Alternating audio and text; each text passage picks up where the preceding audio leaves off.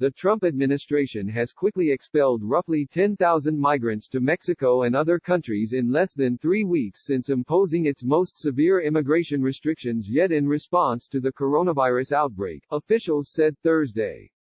After the United States and Mexico last month closed their border to non-essential travel, U.S. officials began rapidly removing almost all migrants arriving at the border, with minimal processing. For the first time, those turned away en masse include people seeking asylum as well as hundreds of lone migrant children, both groups that are protected by U.S. law. The actions reflect how the administration, in response to the pandemic, is taking steps toward achieving some of President Trump's long-sought goals restricting immigration, in this instance barring asylum seekers and unaccompanied children from entry into the United States, and with an end run around the laws and bureaucratic requirements. Administration officials said they were acting to protect U.S. residents according to guidance from the Centers for Disease Control and Prevention. This is not about immigration, the acting commissioner of the Customs and Border Protection Agency, Mark Morgan, said repeatedly in a call with reporters. Right now this is purely about infectious disease and public health. The unprecedented new steps go beyond existing policies such as one known as Remain in Mexico. Under that policy, more than 60,000 asylum seekers had to wait on the Mexican side of the border for immigration hearings in the U.S. now, with rare exception, migrants do not get the chance to seek protection in the United States, including those attempting to enter at official entry points. Officials cited a CDC order on March 21, when Director Robert Redfield suspended travelers from Canada or Mexico for 30 days, based on a law dating to 1944, and wrote that the existence of a communicable disease in a foreign country or place creates a serious danger. Morgan said asylum and other humanitarian protections are still available to migrants seeking refuge in the United States. Those who show an appropriate level of fear, he said, will be processed on a case-by-case basis. The numbers of migrants whom U.S. officials have encountered at the southern border in recent weeks have fallen sharply from a high last spring to among the lowest levels in decades. Morgan said most of the arrivals have been adult males from Mexico, followed by Central America's Northern Triangle countries of El Salvador, Honduras and Guatemala.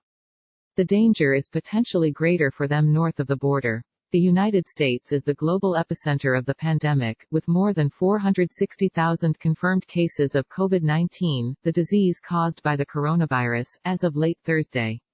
Mexico and the 3 Central American nations combined have fewer than 4,000, less than 1% of the U.S. total. Democrats in Congress have criticized the administration's actions. A group of senators assailed the Department of Homeland Security for a power grab at the border under the guise of a global pandemic response. We are deeply concerned that DHS is blatantly misinterpreting its limited authorities under the CDC order, Democrats on the Senate Judiciary Committee wrote to Acting Homeland Security Secretary Chad Wolf on Tuesday. A public health crisis does not give the executive branch a free pass to violate constitutional rights, nor operate outside of the law. Morgan said U.S. officials at the border are acting in ways to minimize contacts with and among the migrants. To avoid transporting and then holding them in facilities not equipped for quarantine or social distancing, as the CDC recommends, Border Patrol agents are instead conducting basic medical assessments and taking biometric information, then immediately returning the migrants to the nearest point of entry, in coordination with Mexican authorities. Those not sent to Mexico or flown to their home countries. About 80% of migrants are being returned within just a couple hours, Morgan said. His agency, Customs and Border Protection, has fewer than 100 migrants in its custody, which he called the intended impact of the CDC order. Last year the agency held roughly 19,000 at the peak, provoking an overcrowding crisis. Officials on the call declined to provide the total number of children without guardians whom U.S. officials have removed since March 21, but as of April 1, nearly 300 had been expelled, according to Customs and Border Protection spokesman John Mennel. Receiving countries are indicating a dramatic increase. Guatemala received about 100 unaccompanied minors in the first week of April alone, as many as it took in during all of March. When a migrant arriving at the border claims fear of persecution or torture in their home country, Border Patrol personnel typically refer them to trained asylum officers from the U.S. Citizenship and Immigration Services Agency for screening, the first step in the long process of applying for protection in the United States.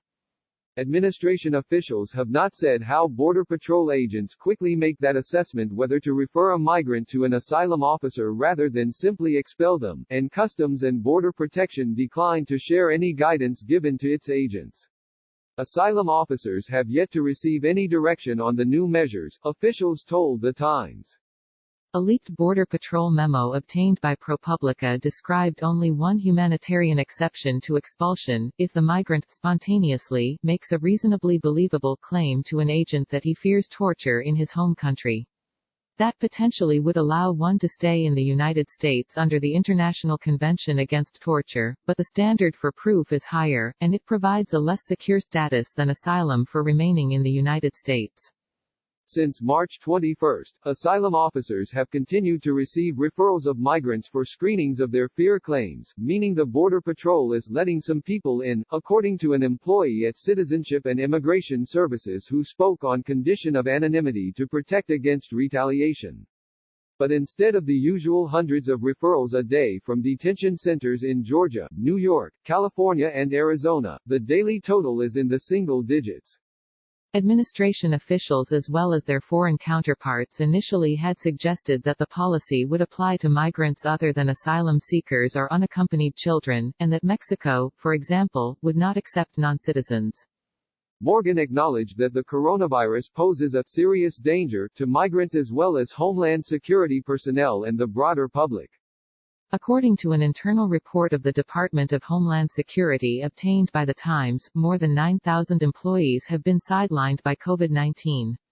More than 600 have tested positive. The department has yet to publicize, to its employees or the public, the total number of confirmed coronavirus cases among its roughly 240,000 employees or 34,000 migrants in its custody.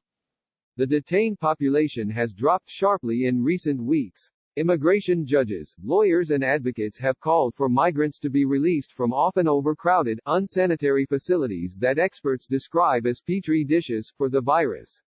Amid a broader review, as of March 30, Immigration and Customs Enforcement had identified 600 vulnerable migrants in detention and released 160. Separate from immigration enforcement at the border, Morgan said that at airports and seaports, Customs and Border Protection officers have referred more than 268,000 people returning from coronavirus-affected areas to the CDC. International travel has dropped by almost 98%.